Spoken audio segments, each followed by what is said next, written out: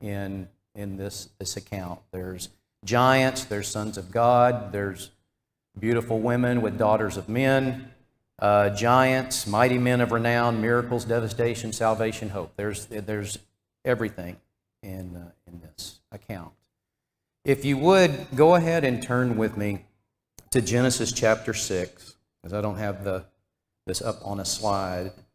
And I don't want to run from this or hide from this. I just don't know how much value there is in discussing the first 8 verses or so in detail, because nobody knows.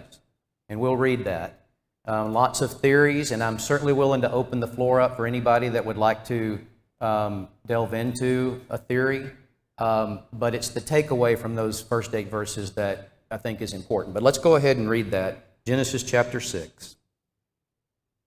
Now it came to pass, when man began to multiply on the face of the earth, and daughters were born to them, that the sons of God saw the daughters of men, that they were beautiful. And they took wives for themselves, all of whom they chose. And the Lord said, My spirit shall not strive with man forever, for he is indeed flesh, yet his days shall be 120 years. There were giants on the earth in those days, and also afterward, when the sons of God came in to the daughters of men, they bore children to them. Those were the mighty men who were of old, men of renown. Then the Lord saw that the wickedness of man was great in the earth, and that every intent of the thoughts of his heart was only evil continually. And the Lord was sorry that he had made man on the earth, and he was grieved in his heart. So the Lord said, I will destroy man who I have created from the face of the earth, both man and beast, creeping things and birds of the air, for I am sorry that I have made them. But Noah found grace in the eyes of the Lord. So, anybody want to share any thoughts about what they think was happening at that particular time with the sons of God and the daughters of men? I initially, when I was preparing for this class, it's easy to get off into that because there are so many theories about what that was. Anywhere from that was just normal people to those were aliens that came down.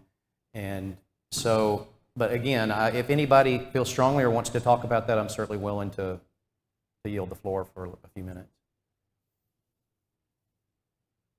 Okay. So what is the takeaway from that reading?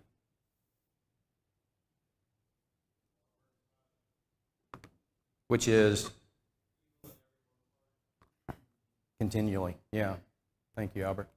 So, sometimes when you go to the doctor and you're in pain and they're trying to quantify this pain, they give you this little chart. So, on a scale of 1 to 10, where was God relative to mankind's behavior at this point?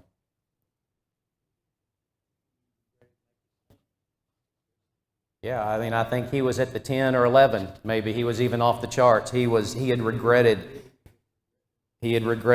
Exactly. So to me, that's the takeaway of this, is exactly what Albert said.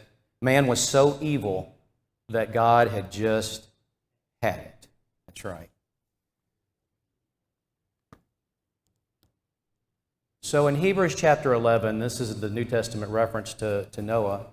And we'll look at some other passages that in the Old Testament and the New Testament as well. But by faith, Noah, being divinely warned of things not yet seen, moved with godly fear, prepared an ark for the saving of his household, by which he condemned the world and became heir of righteousness according to the faith.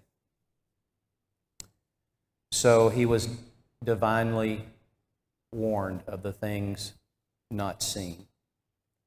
So God warned Noah of this impending doom. And we talked about this last week, so it shouldn't be anything new or new in our lives. But what warns us today of the doom to come, challenges in the way? God's Word, absolutely. So, from what you know about the flood, what would have prevented the flood?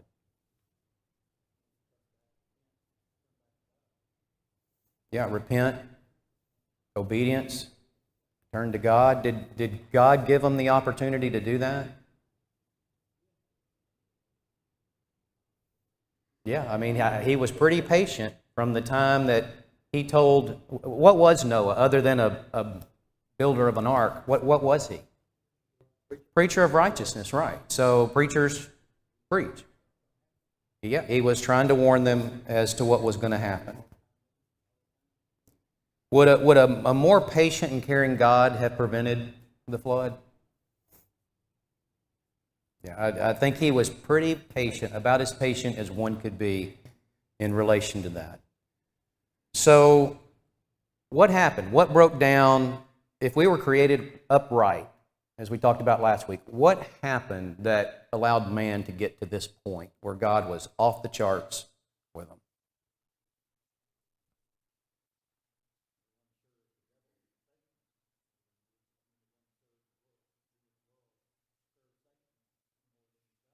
Yeah, I mean, that's it. I mean, what did God tell Cain in the garden, or not in the garden? What did God tell Cain when he was in this situation with Abel in the sacrifice? Remember that? He asked him why he was angry, why his countenance had fallen, and Cain didn't respond to him. At least in the Bible, we don't have documentation of that. But then he goes on and says that what is crouching at your door?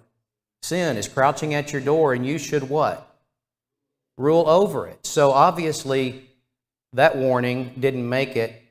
People were not ruling over sin, and it's not something exotic. It's not something difficult to figure out. The bottom line is people just didn't rule over sin in their lives, and that's what gets us to this corrupt civilization today. What happened to Adam and Eve? What was their issue in relation to sin? They doubted, right? There was doubt in their minds, and that's what caused them to kind of stray from it. In Cain, we talked about ruling over sin. Would it have been better if God had killed Cain?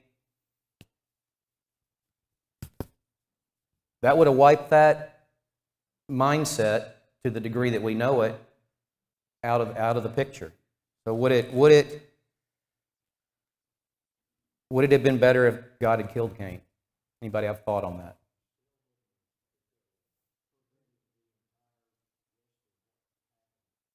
Yeah, I mean, could have. Yeah, I mean, there was some goofy nut woman that married Cain, right? Right? I mean, there was someone that, in that same mindset, I mean, think about bringing Cain home, to meet your parents after he's killed his brother, he's marked, and like, really? That's the best you could do? Okay. So it's always gonna be there. And that's, we're studying these things today to prevent that. It's not simple. I mean, it's not exotic, it's simple. We have to rule over sin. We have to be able to identify it. So, kind of just jumping around here, what happened when a generation after they buried the bones of Joshua? Anybody remember that? They forgot God. Judges 2:10, another generation arose after them who did not know the Lord nor the work which he had done in Israel. Did what was right in their own sight. Their belly was their God. And you're thinking, okay, well, here's Joshua and Caleb, probably the two of their generation that got to go into the promised land. What happened? What happened to their children and their children's children? They fell away. And this is a guy that says, as for me and my house, we will serve the Lord. I don't know how much stronger you can be. And the stands that Joshua and Caleb had to take were brutal. Brutal. Going against your own nation, basically, to stand for the truth. And one thing that I will say, if you're a first generation Christian, praise God. Because if you found the truth, that's an answered prayer. Many of us were raised in the church. Many of us were knowledgeable of spiritual things at a very young age. But if you decide to be a parent, and I know we don't have a lot of young people in here, except maybe my son and William's daughter there. So, but that's one of the most important jobs you will ever have. And it's a difficult job, and we fail at that job. But when you take on the responsibility of passing spiritual information to a child, that's the most important thing. Because somebody along the way, just in one generation, didn't do their job as a parent in the days of Joshua, and that generation didn't know God, and it happens that fast. Yes, sir.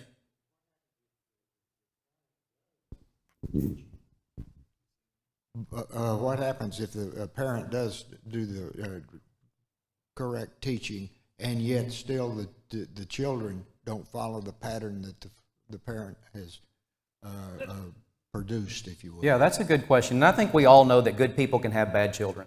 I mean, I tend to think that's what happened when you have somebody like Abel from Adam and Eve, and then you have Cain. Good people can have bad children. I mean, they got it directly from their parents, directly from God. And so that does happen. Children are still a reflection on their parents, and that can damage parents even if they're good and they have a bad child. And I think that's something that Christian children need to understand. You have an impact on your parents. You're a reflection of your parents. If you would turn with me to Deuteronomy chapter 4. Sometimes I think Deuteronomy is one of the most underrated books. Deuteronomy chapter 4, verse 9. There are several passages in Deuteronomy, and we're not going to read them all, but in Deuteronomy chapter 4, verse 9, only take heed to yourself and diligently keep yourself, lest you forget the things your eyes have seen, unless they depart from your heart all the days of your life, and teach them to your children and your grandchildren. So that's one of the passages. There's another passage in Deuteronomy 6, verse 6, where it talks about teaching the commands of the Lord diligently to your children. You shall talk with them when you sit in your house, when you walk by the way, when you lie down, when you rise up. So it's been over 1,600 years, really, since Adam, or about 2348 BC. How many people do you think died in the flood? Nobody knows. I'm just going to tell you that. But was it like 8 people were saved and 8 people died?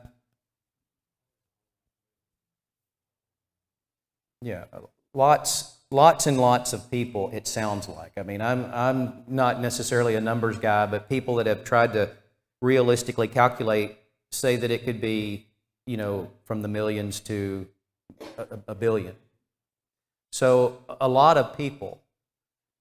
People's lifespans were long. The average lifespan ranged from 770 years to 969 years.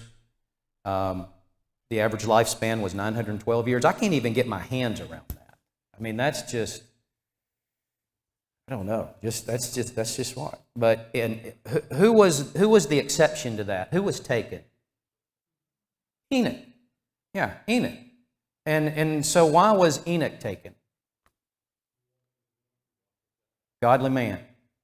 Godly man. And that's what God chose to do. Who was Enoch in relation to Noah?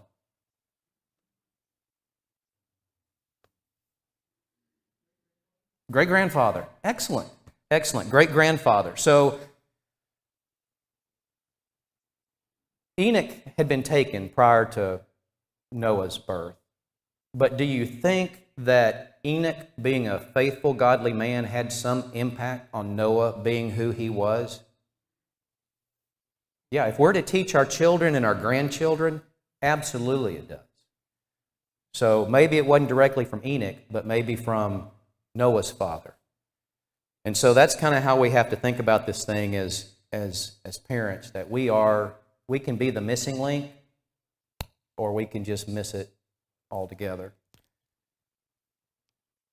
So let's talk about what we know about Noah. Just, if you read the account there, chapter 6 through 9 or so, what do you know about Noah?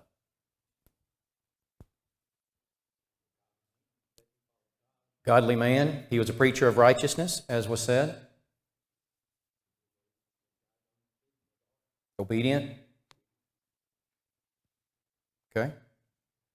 I'm just going to tell you, I have 20 vacation pictures at the end of this presentation, so if we go through this material quickly, they'll be there. They are related to this, but they're not necessarily good meaty stuff. So I appreciate any comments that you may have.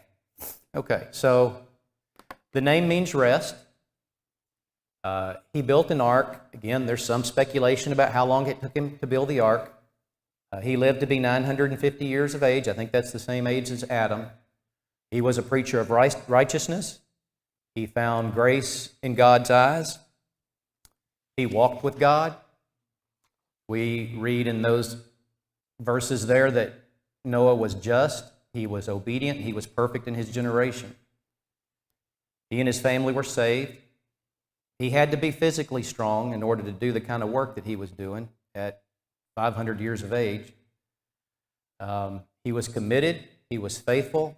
He was in the ark a little over a year, and he wasn't forgotten by God. We know that he was remembered by God. He did all that God commanded. He's considered the new Adam. We've all come through Adam, and we've all come through Noah. But he did have faults. And one of those was he became intoxicated when they departed from the ark. And we'll talk about that a little bit. So let's just try to get into the mind of Noah for a minute. There's 4 images up here. And starting with the upper left, we've got Noah preaching. We've got people laughing at him. What do you think's going through his mind? Well, let me just first back up because I think this is important. Do we ever have any accounts of people laughing at Noah? No. There's nothing that says the people laughed at Noah. We just kind of, I think because we put ourselves in that situation, we kind of imply that with him. Now, there is a New Testament passage talking about the scoffing and comparing the scoffing of that day to the scoffing. But to me, scoffing and laughing at, making fun, are kind of 2 different things. But let's just say they were scoffing here in this picture and not laughing.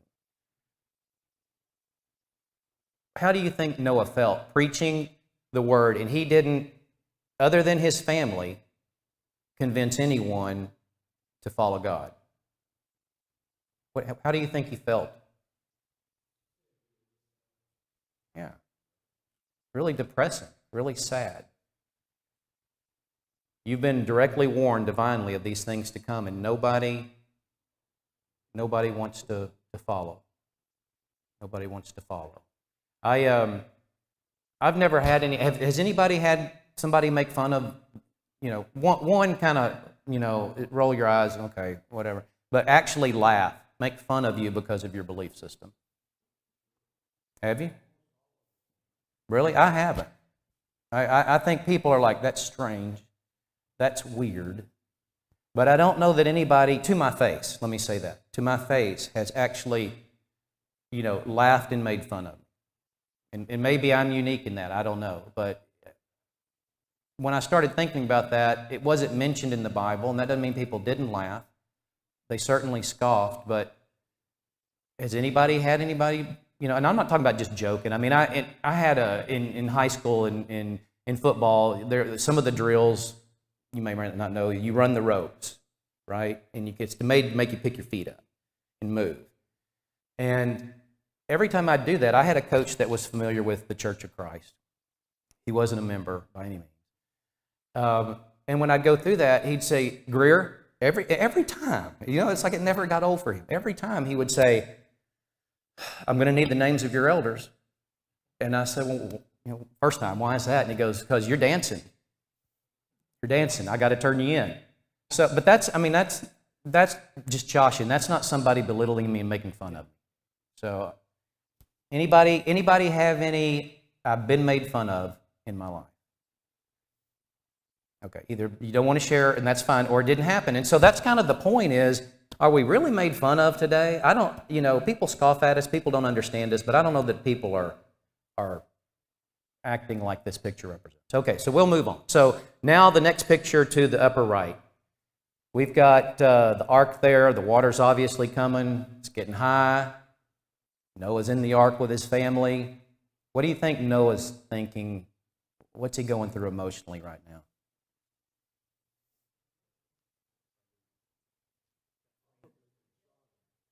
Could be some concern. Concern for what? Yeah, he knows people are going to be drowning and dying out there.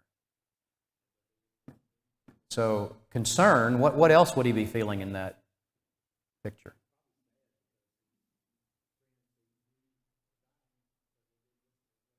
Yeah, for sure. Sad, disappointed. What's another emotion he might be feeling in that?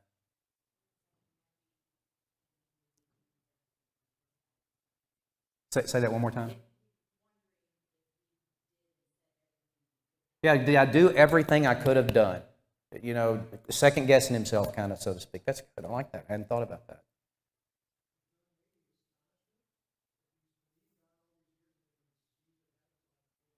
Yeah. Yeah, I like that. It's like, it's happening. You know, I was warned. It's true. It's happening. You know, and that's kind of the way we need to be with the coming of the end of the world. It's going to come.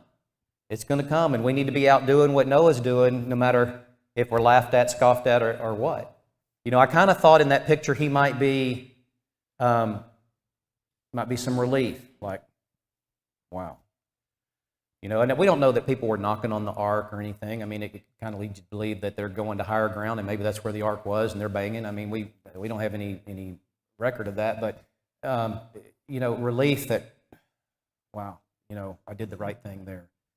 Did the right thing, and just not being able to, you know, the human aspect, not being able to let those people in, if that truly did happen, would be a sad thing. Okay, so down here in the bottom left, we have the ark. Obviously, the rain stopped. The flood waters are still there. They're kind of just floating. What do you think is going through Noah's mind now? Yeah, probably some relief, you know. Yeah, maybe things have smoothed out. Yeah, maybe there was some creaking and stuff going on in that boat, but, you know,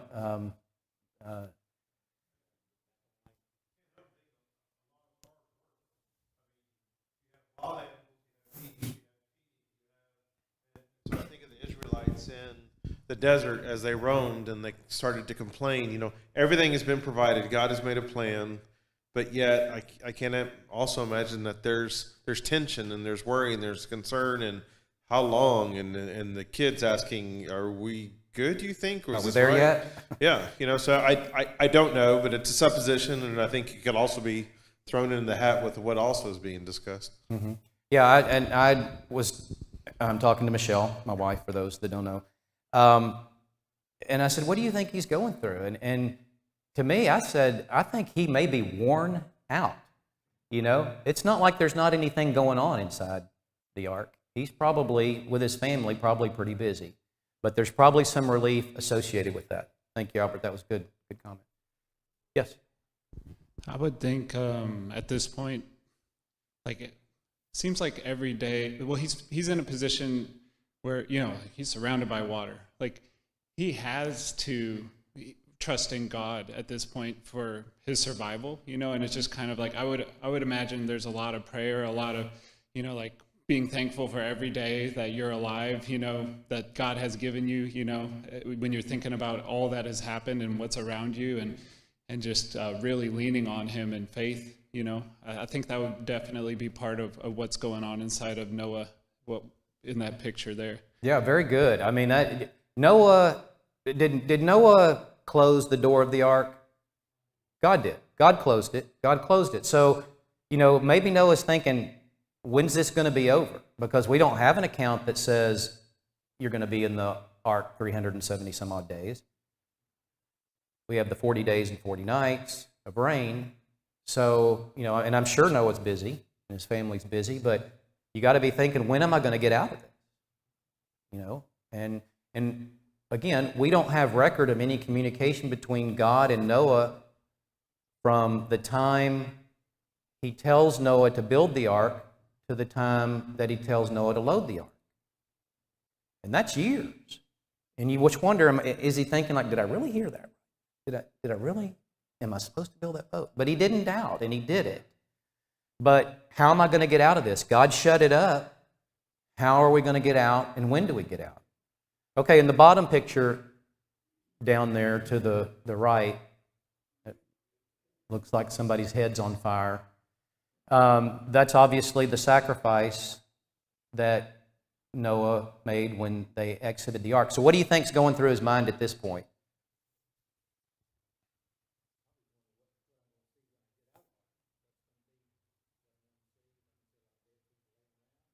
Yeah, what's there? I mean, you don't have, you had that one window, right?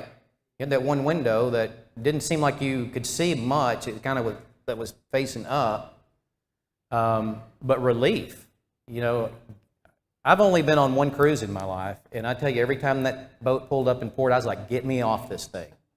Get me on dry land. I don't know how you spend over a year on a boat, except staying busy, being thankful. But they did it. They did it. Okay. So we know in Genesis chapter 6, verses 11 and 12. Let's turn there real quick. Genesis 6, 11 through 12.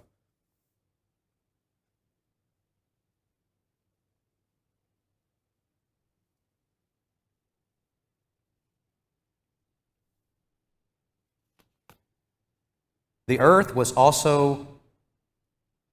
also was corrupt before God, and the earth was filled with violence. So God looked upon the earth, and indeed it was corrupt, for all flesh had corrupted their way on the earth. So the world had become corrupt. When you think about corrupt, is there any kind of recovery? I mean, the last thing you want to hear is when the computer guy comes to you and says your hard drive's corrupt. You know, and I'm not a computer guy, but, you know, that means to me we're done. Or your file's corrupt. No, we're done. We're done. We start over. It doesn't work anymore. Corrupt is from the Hebrew word saketh, which means to destroy or ruin. So if we go back into this passage here and we replace corrupt with destroy. The earth also was destroyed before God, and the earth was filled with violence. So God looked upon the earth, and indeed it was destroyed. For all flesh had corrupted or destroyed their way on the earth. So, from God's perspective, when we look at the 1 out of 10, how painful was this for God? He looked at it, there was no recovery from this. And so the option was to destroy and start over. How did Noah and his family escape corruption?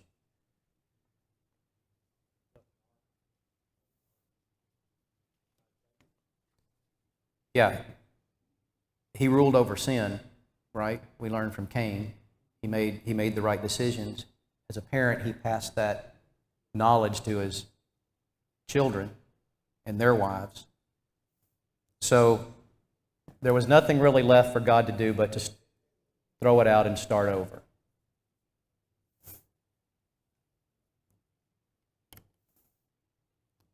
Was the flood a miraculous event?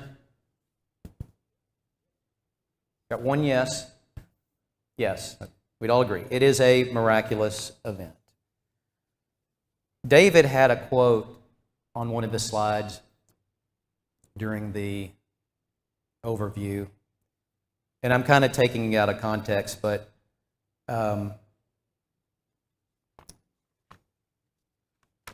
seem to be able to find it at the moment. Yeah. Yeah. The quote was something along the line that God's plan would be divinely implemented or not at all. And so Noah was divinely warned. And again, taken a little bit out of context, that kind of fits into this area right here. So how many miracles actually occurred well, there it is. I had it on the slide. The great promise, the lodestar of their lives, must be fulfilled divinely and miraculously or not at all. So how many miracles? It wasn't just one miracle, right? There were multiple miracles. How many miraculous events can be identified in the account of Noah and the flood? Just kind of thinking through it. through the timeline, what comes to mind as additional miraculous events other than just the water? Yes, the animals. Yes.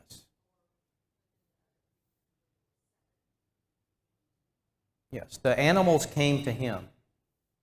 I've never had any luck trying to get two animals to walk side by side into a structure. But so yeah, absolutely, that was one. What else? Yes, sir. Noah had the means. Noah had the means to do this, to build this ark. So he was a man blessed by God monetarily that he had the. Definitely, God had prepared him to be able to do that. Whichever way, tools, the ability to be able to do it. Yes, sir. Well, I guess the fact that the ark floated and didn't sink, whether that was because God gave the know-how to build it the right way or God just made it float, either way, with the, it being as big as it is and him being, so there's that aspect of it too, that he was able to build it. I mean, so there's the materials, but then there's the fact that it stayed floating. Yeah. That could be miraculous. We don't know for sure on that. I mean, it could be that God told him to build it this way because he knew, if you built it this way and you lined it with the pitch, that, it was going to float. But to your point, from the research that I have done, which isn't necessarily all that great, it was the biggest wooden boat ever to be built on those dimensions. There's some big boats, but biggest wooden boat ever to be built. When we read that God closed the door and sealed it, so I mean, that's miraculous too. Absolutely. Yeah, the closing of the door, another miraculous event, closing it.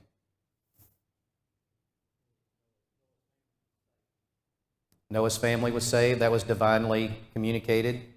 Yeah, there were a number of events. The animals sought out Noah.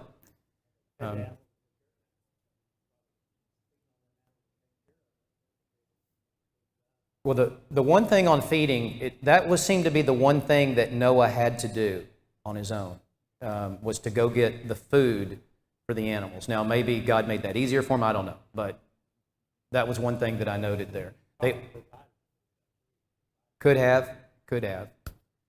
Orderly entered the ark 2 by 2. He opened the windows of heaven to start the rain. He broke up the fountains of the deep from beneath. The Lord shut the door of the ark, and the Lord controlled the duration of the rain. That was prophesied, 40 days and 40 nights, and that's when it started and when it stopped. You have the rainbow.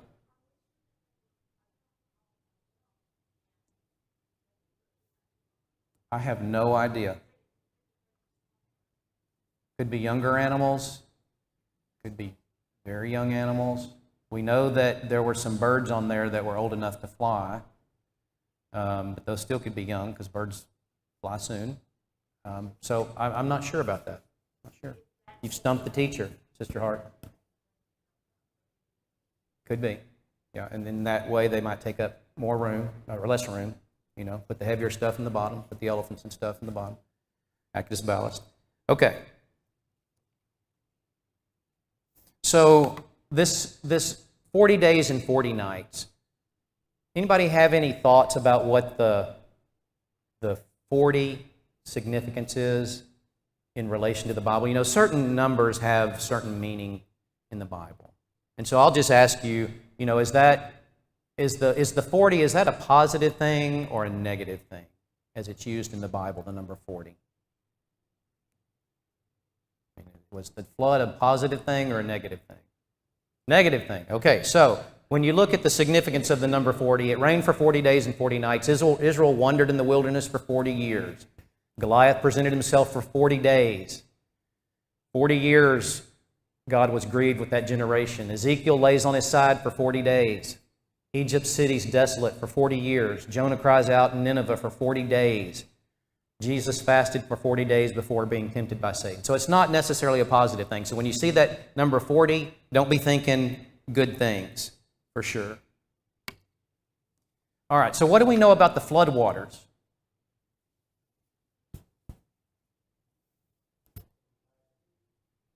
They were how far over the highest peak? Anybody remember? 15, was it cubits? Now you're getting me guessing. It was 15, some order of measurement 15. I think it was 15 cubits since we were going with cubits in that day. I'm going to go with that. I think you're right. Okay, what else? What do we know about the floodwaters? Yeah, it wiped out everything. Why were the animals killed? They didn't have any intent to be evil. Why were the animals killed?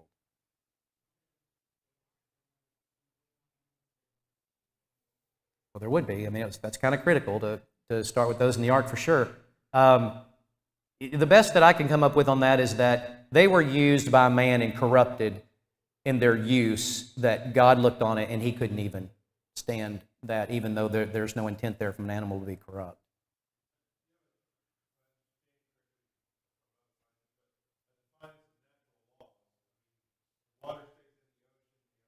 Because of gravity, and so for this flood to encompass the whole earth, you have a defiance of natural physical laws, and that's major. Yeah, for sure. Yeah, absolutely. I think so. Let's take a look. You know, the fountains were from the ground; they were broken up.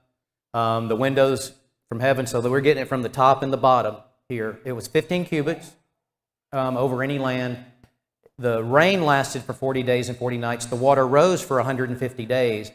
The fountains had to be stopped. The windows had to be closed, so evidently there was more. And it was over all the earth. It was a worldwide flood. You have some people today saying that, no, it wasn't a worldwide flood, it was a local flood. How would you prove to someone that it was a worldwide flood? You'd have to use the Bible, obviously, but how would you use the Bible to prove that?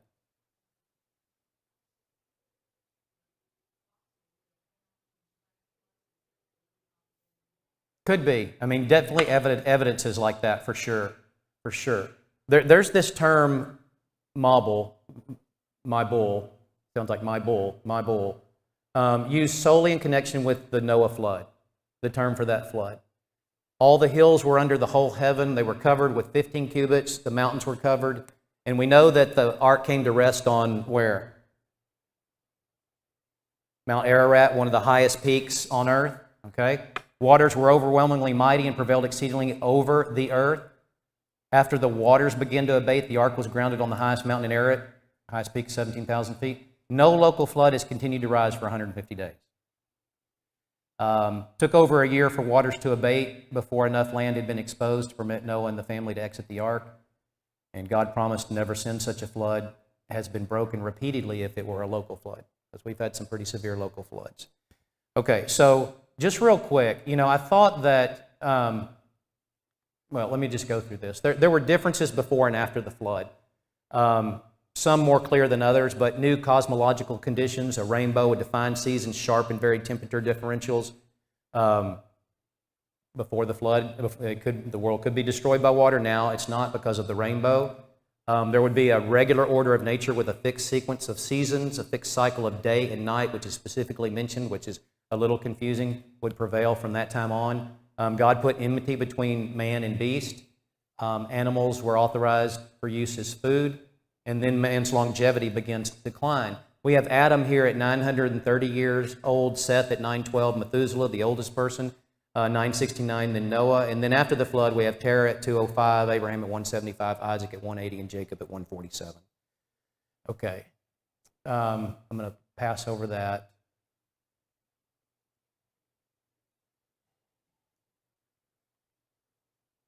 Okay, so similarities between Noah's Ark and the church, because that's kind of the type, anti-type analysis that's made. There's one ark, one church, there was one door, there's one way to God, that's through Jesus, one window, there was one light source, which is Jesus. The ark contained the saved, the church contained the saved. Both were a place of refuge, safety, and salvation, and both involved water, the flood, the actual flood waters, and baptism in the New Testament. And there's some similarities between Noah's Ark and Christ, which are similar to the church. The ark was graciously provided as Christ was graciously provided to us. Ark was planned by God as salvation was planned by God. The ark was a place of safety as Christ is a place of safety. Noah had to come into the ark. We must come into Christ. The call was a limited time offer, and so is God's call to come to His Son. And the flood was expected, just like the second coming is going to be unexpected. I don't know if we're going to get into this, be able to get into this or not, but what's the deal with these birds? At 9 years of age, I had this stuff rock solid. I mean, I knew what was going on here, but I asked Michelle about these birds because I read it and I'm like, well, why? I don't really understand it. And so I walked out of my little study cave with my phone and I was reading it to her, and she says, well, it's obvious to me. You're the raven because you're always flying around, you're loud, you're obnoxious, you're not trying to help anybody, and you're always looking for something to eat. And she goes, I'm like the dove. I'm kind and gentle, and I want to help people, and I'm trying to point people in the right direction. And I'm just standing there with my phone, and I'm like, well, first of all, thank you for the insult. I appreciate that, and I don't think that's what we're supposed to learn. And I don't like the way you overstuff the trash. So, is this kind of Noah trying to kickstart God's plan, kind of like Abraham and Sarah, or Rachel and Jacob? This happens, there's no communication. It doesn't appear between God and Noah, but He's sending out these birds. So why is He doing that?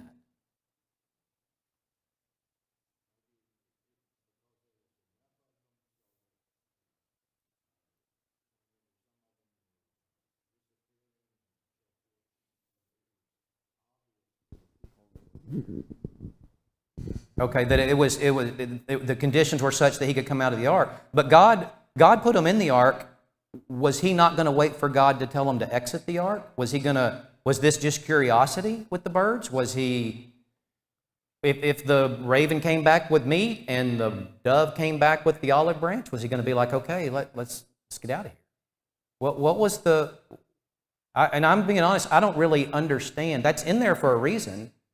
I don't know that I fully understand what he was going to do with that information. Nobody has any thoughts or ideas? See, I thought that, when I was younger, I was like, yeah, that's how he knows when to get out. But God was the one that told him to get out. So just a question there, I guess, that we'll all have in our mind. We're still good, right? 1 minute? Okay, let's see what Okay, so what do we learn about God from the account of Noah and the flood? This is almost the exact same slide I had up there last week with what do we learn about God from Cain and Abel. Patient, He's kind, He's caring, He's merciful, He's fair, He's watching. He wishes us all to repent. He does what He says. He judges and He restores. And He remembers those in whom He finds favor. Here's one thing that I thought was interesting, and I've already mentioned this. He expects you to remember. Maybe there was additional communication between the time He told him to build the ark and the time He told him to enter the ark, but we don't know that. And so confidence in what God tells you and not straying from that, God expects that. We have the Word, God gave it one time. He's not coming back to us repeatedly, reminding us of that. It's our duty to follow that. Is that it? Okay. I appreciate y'all's comments. We'll see y'all next week. David will be covering Abram and Sarah.